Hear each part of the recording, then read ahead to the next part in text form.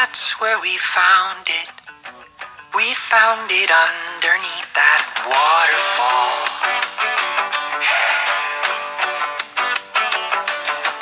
The water was so loud, she drenched that cave with a mighty sound.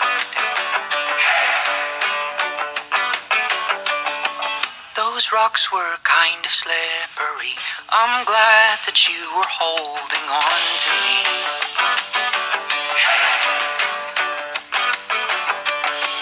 Though I could barely see your face, your hair was wet and didn't leave much space. But I could see your lips were trembling, and in that dark place I felt something moving from my arms towards my heart. What I felt surely was a spark.